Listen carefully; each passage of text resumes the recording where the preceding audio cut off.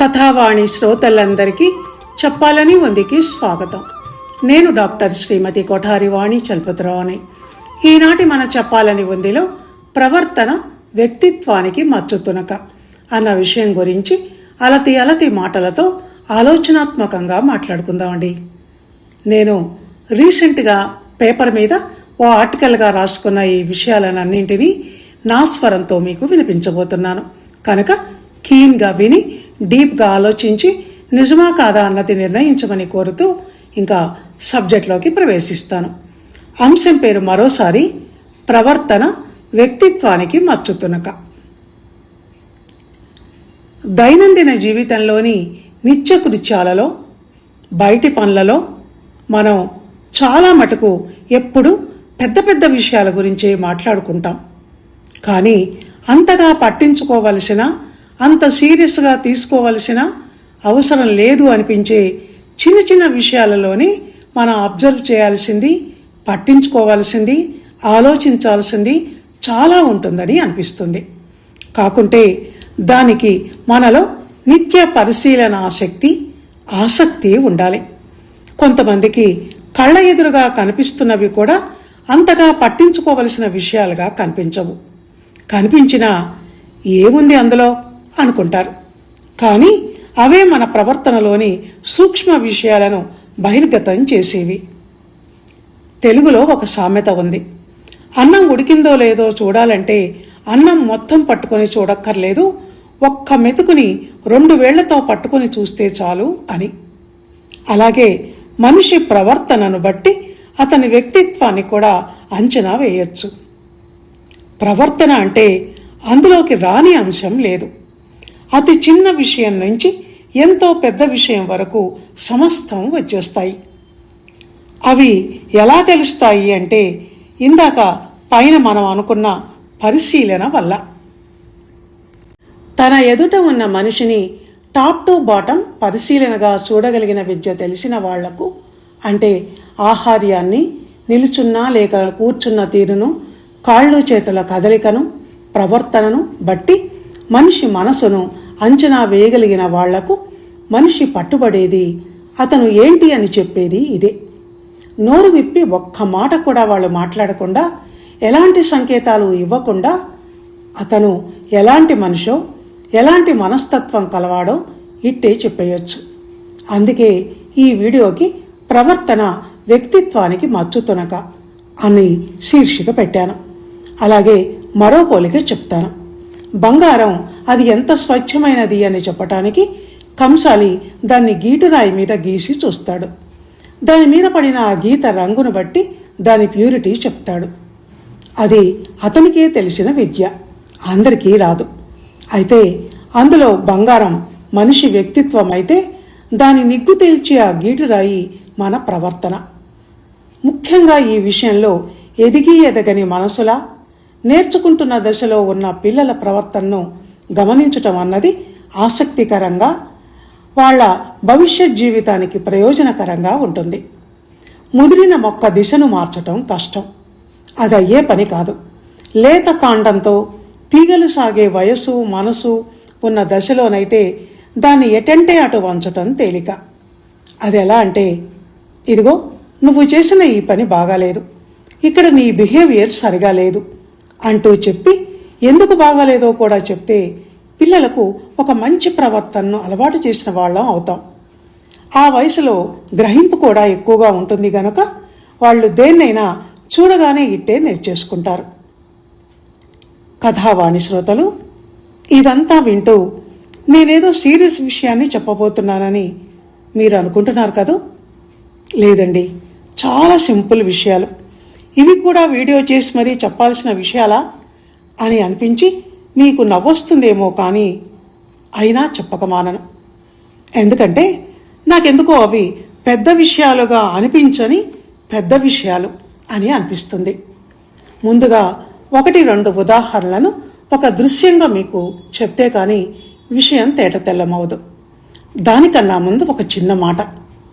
ప్రవర్తన అనేది బాహ్య ప్రవర్తన, అంతరంగ ప్రవర్తన అని 2 రకాలుగా విభజిస్తే మనం ముఖ్యంగా పిల్లలు కాళ్ళు, చేతులు, నోరు, ముఖం, వీటి ద్వారా వ్యక్తపరిచే చేష్టలు, చర్యలు, భావ వ్యక్తీకరణ అంటే ఫేషియల్ ఎక్స్ప్రెషన్స్, వీటి ద్వారా అతని అలవాట్లను, స్వభావాన్ని, అప్పటి మనస్సు భావాలను అంచనా వేయచ్చు.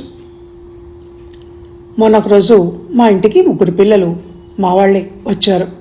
పొలోమంటూ సోఫా కుర్చీలలో పెద్దవాళ్లు కూర్చొని ఉండటంతో అక్కడే కొంత దూరంలోనే ఉన్న డైనింగ్ టేబుల్ కుర్చీలను బయటకు గుంజుకొని కూర్చున్నారు.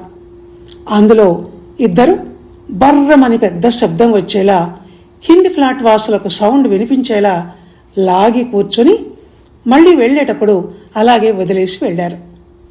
అందులో ఒకడు అంటే 3వ వాడు మాత్రం కుర్చీని 2 చేతులతో పట్టి పైకెత్తి సున్నితంగా ముందుకు వేసుకుని కూర్చుని మళ్లీ వెళుతూ అంతే సున్నితంగా ఎత్తి టేబుల్ కిందకు పెట్టి వెళ్ళాడు.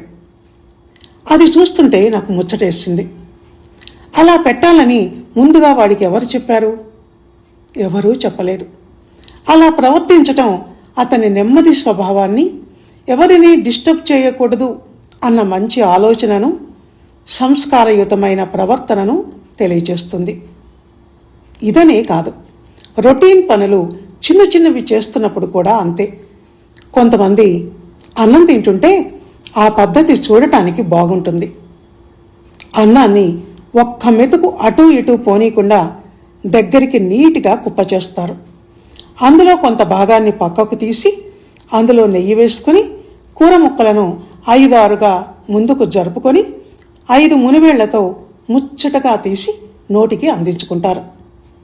పప్పు కలుపుకున్నా అంతే. అన్నాన్ని చిన్న చిన్న భాగాలు చేసి దానికి సరిపడా పప్పు వేసుకొని కలుపుకొని దాని రుచిని వర్ణిస్తూ ఆస్వాదిస్తూ తింటారు.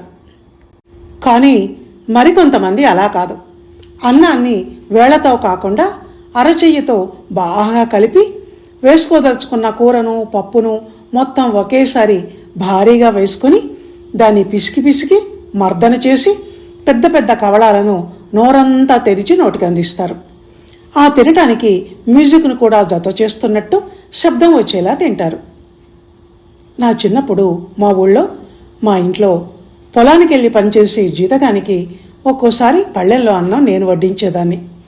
కూర, పప్పు, పచ్చడి ఎన్ని వేసినా అన్నీ మొత్తం అన్నంలో ఒకేసారి కలిపి పెద్ద పెద్ద ముద్దలు చేసి తినేవాడు.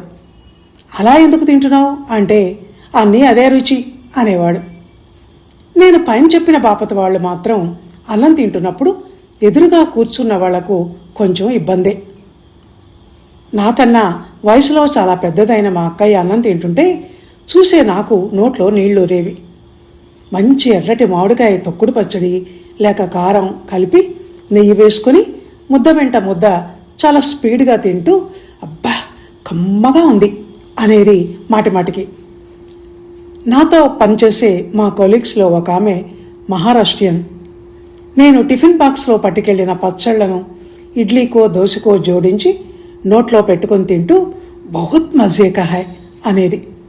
వాణి ఆప్కా ఆ దిబ్బ రొట్టెను ఆమె దొబ్బ రొట్టె అనేది మీకు బహుత్ పసంద్ అయి అని అనేది. అది ఎందుకు నచ్చేదో కానీ ఆమెకి. ఇడ్లీ పిండిని మూకుళ్ళలో మందంగా వేసి 4 ముక్కలు కోసి తీసుకెళ్లేదాన్ని.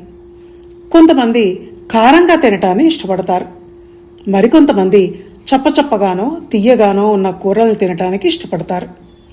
అమెరికా లాంటి ఫారిన్ కంట్రీస్లో అయితే ఒక్క పచ్చిమిర్చి ఓ చిటికెడు కారం కూరలో వేసినా కేసు పెడతారు. ఎవరి తిండ్లు ఎవరి రుచులు వాళ్ళవి. జిహ్వకో రుచి. కానీ తినేది ఏదైనా దాని రుచిని ఆస్వాదిస్తూ దాని తయారీని ప్రశంసిస్తూ అందంగా ఆహ్లాదభరితంగా తినటం మాత్రం ఒక కళ. అది తినేవాళ్ల ఉత్తమ అభిరుచిని తెలియజేస్తుంది. దీని తర్వాత మళ్ళీ బాహ్య ప్రవర్తనలోని లోపాల విషయానికి వస్తే, నేను ఒక దగ్గర ప్రత్యక్షంగా చూసిన విషయాన్ని చెప్తాను. ఒకరోజు ఒక పెద్ద కమర్షియల్ కాంప్లెక్స్లో ఒక వస్త్ర దుకాణంలో నేను ఉన్నప్పుడు ఎంట్రన్స్ దగ్గర నుంచి ఒక స్త్రీ తన 10 ఏళ్ల పాపను, తల్లో అత్తో అయిన ఒక పెద్దామెను తీసుకొని లోపలికి రావటం కనిపించింది. ఆ రోజు చాలా రద్దీగా ఉంది అక్కడ. కూర్చోటానికి కుర్చీలు ఖాళీగా లేవు. ఇంతలో ఆ పాప తల్లి చేతిలో నుంచి సెల్ ఫోన్ లాక్కొని వచ్చి నా పక్కన నాకు కుర్చీలో ఏడవాలుగా సగం పడుకున్న పోజులో కూర్చుని సెల్ చూడటం మొదలుపెట్టింది. తన అమ్మమ్మేమో వెనక నిల్చొని ఉంది. అది చూసి వెంటనే సేల్స్ బాయ్ చూపుడు వేలుతో ఆ పాపని లెమ్మన్నట్టుగా సైగ చేసి నానికో బయటనేదో అన్నాడు. అది చూసిన నాకు ఎంత బాగా చెప్పాడు అని అనిపించింది. పిల్లలకు అలా పెద్దవాళ్ళు చెప్పాలి. 1-2 సార్లు అలా చెప్తే ఆ తర్వాత చెప్పాల్సిన అవసరం ఉండదు. అది చిన్నతనంలోనే చెప్పాలి, ఎందుకంటే పెద్దయినాక వినరు. పిల్లలు చెప్తే వినరండి అని తల్లిదండ్రులు అనటానికి చెప్పాల్సిన వయసులో సమయంలో చెప్పకపోవటం ఒక కారణమైతే, చెప్పే తీరుగా చెప్పకపోవటం మరో కారణం. కొంతమంది తల్లులు అస్తమానం పిల్లల మీద పెద్ద గొంతేసుకొని అరుస్తుంటారు. మరికొంతమంది ఓ దెబ్బ వేసి మరీ చెప్తారు. దానివల్ల పిల్లలు మొండికేస్తారే గాని చెప్పిన మాట వినరు. అలా కాక ఒక కంటి చూపుతో, ఒక వేలి సైగతో చెప్పిన పని వెంటనే చేసేలా చేసుకోగలగాలి. అది నిజంగా కొంతమందికి మాత్రమే వచ్చిన విద్యా నైపుణ్యం. అందులో అంతటి శక్తి ఏముందో చెప్పటం కష్టం. మాట వింటారు అంతే. ఇకపోతే ఇంటికి ఎవరన్నా వచ్చినప్పుడు పిల్లల బాడీ లాంగ్వేజ్, బిహేవియర్ ఎలా ఉంటోంది అని గమనించటం తల్లిదండ్రుల బాధ్యత. ఒక్కొక్కళ్ళ ఇంటి పద్ధతి, పెద్దల నుంచి సంక్రమించిన సంస్కారం ఎలా ఉంటుందంటే, ఇంటికి ఎవరన్నా రాగానే వంగి పాదాలకు నమస్కరిస్తారు. మరికొంతమంది 2 చేతులు జోడించి నమస్కారం చేస్తారు. అంత కాకపోయినా కనీసం మర్యాదైనా తెలియకపోతే మాత్రం అది క్షమార్హం కాదు. సగం పడుకున్న పోజులో కాళ్ళు జాపి సెల్ ఫోన్లో ఆటలాడుతూ కూర్చోవటం, ఇంటికెవరో వచ్చారన్న స్పృహే ఒంటి మీద లేకపోవటం, ఏదైనా అడిగితే దురుసుగా పొగరుగా సమాధానం చెప్పటం, అది చూసి మందలించకుండా కన్నవాళ్లు వాటిని కొడుకు ముద్దు మాటలుగా భావించి మురిసిపోవటం వంటివి ముందు ముందు పెద్ద సమస్యలకు దారితీస్తాయి. ఇక్కడ ఇది బాగాలేదు అని అనుకున్నప్పుడు వెంటనే అక్కడ కట్ చేసి మందలించకపోతే అది పిల్లవాడి తప్పు కాదు, పెద్దల తప్పు. అందుకే పిల్లల ప్రవర్తన సరిగా లేకుంటే వీళ్ళను కన్న తల్లిదండ్రులెవరు, వీళ్లకు పాఠం చెప్పిన పంతులెవరు అని పెద్దవాళ్ళనే అంటారు అంతా. పిల్లలకు విద్యాబోధనతో పాటు మంచి నడవడికను నేర్పాల్సిన బాధ్యత గురువులకు కూడా ఉంటుంది. ఎదిగిన పిల్లలు సైతం వాళ్ళ శరీర భాష పట్ల వాళ్ళు జాగరూకులై ఉండి వాళ్లను వాళ్ళు ఎప్పటికప్పుడు చెక్ చేసుకుంటూ ఉండాలి. ఇది పిల్లలకే కాదు, పెద్దలకు వర్తించే మాట. కొంతమందికి ఎంత వయసు వచ్చినా ప్రవర్తనా నియమాలు అనేవి ఉంటాయని తెలియదు. మన ప్రతి మూమెంట్కు, ప్రతి చిన్న చర్యకు కూడా చాలా పవర్ఫుల్ భాష అనేది ఉంటుంది. దాన్ని ఎదుటి వాళ్ళు ఎప్పుడూ చదువుతూ ఉంటారు. దాన్ని బట్టి మన లోపలి మనస్తత్వాన్ని, మనలోని బలహీనతలను అబ్జర్వ్ చేస్తూ ఉంటారు అన్న విషయాన్ని ప్రతి క్షణం గుర్తుంచుకొని జాగ్రత్తగా మెలగాలి.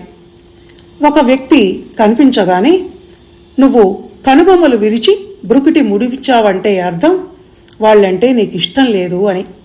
తల పక్కకు తిప్పుకున్నావంటే వాళ్లను చూసి చూడనట్టు నటిస్తున్నావని, వాళ్లతో మాటలు నీకు ఇష్టం లేదు అని. పెద్దవాళ్ల పక్కన కాలు మీద కాలేసుకుని కూర్చున్నావంటే వాళ్ల మీద నీకు గౌరవం లేదని, పెద్దలంటే నీకు నిర్లక్ష్యం అని అర్థం. అలా అని చేతులు కట్టుకొని నిల్చొని నీకన్నా చిన్నవాళ్ల ముందు కూడా వంగి వంగి ఉన్నావంటే అర్థం నీకు సెల్ఫ్ రెస్పెక్ట్ లేదు అని, లేకుంటే అతి వినయాన్ని నటిస్తున్నావు అని. ఇలా మన ప్రతి కదలిక ఎదుటి వాళ్లకు ఏదో ఒక విషయాన్ని, మన మనసులోని భావాన్ని, అభిప్రాయాన్ని చేరవేస్తూనే ఉంటుంది. కనుక మన ప్రవర్తన పట్ల మనం చాలా జాగ్రత్తగా ఉంటూ ఆచితూచి అడిగేయాలి. ముఖ్యంగా పిల్లల విషయంలో క్రమశిక్షణ, మర్యాదపూర్వకమైన ప్రవర్తన ఇవన్నీ చిన్నతనంలో తల్లిదండ్రులు నేర్పకపోతే వాళ్ళ జీవనయానంలో వాళ్లకు వ్యక్తిత్వ సమస్యలు, ప్రవర్తన లోపాల సమస్యలు ఎదురవుతాయి. వాటి బారిన వాళ్ళు తప్పక పడతారు. కనుక తస్మాత్ జాగ్రత్త అని మనకు మనం చెప్పుకోవాలి. కథావాణి శ్రోతలు, ఇంతవరకు ఈ వీడియోలో నేను చెప్పిన విషయాలు, చూపించిన దృశ్యపూర్వక ఉదాహరణలు ఇవన్నీ నేను గమనించినవి, ప్రత్యక్షంగా చూసినవే కానీ కల్పితాలు ఎంత మాత్రం కాదండి. ప్రత్యక్షర సత్యాలు, సాక్ష్యాలు అని చెప్తూ జాగ్రత్తగా ఉండాలని పిల్లలను హెచ్చరిస్తూ ఇంతటితో ఈనాటి ఈ వీడియోని ముగిస్తున్నాను. ఈ ఆర్టికల్ని నేను బాహ్య ప్రవర్తనకు మాత్రమే పరిమితం చేయటం వల్ల ఇందులో మనిషి మనసు లేక అంతరంగ ప్రవర్తనకు చోటు కల్పించలేకపోయాను. దాని విషయం మరోసారి మరో వీడియోలో ప్రస్తావిస్తాను. ఇది కనుక మీకు ప్రయోజనకరంగా ఉందనిపిస్తే ఒక లైక్ కొట్టి మీ మిత్రులకు షేర్ చేసి మీ అభిప్రాయాలన్నీ తెలుపుతూ ఒక కామెంట్ని పెట్టండి. వచ్చే వారం మరో మంచి సబ్జెక్ట్తో మళ్ళీ మీ ముందుకు వస్తాను. అందాక సెలవు. ధన్యవాదాలు.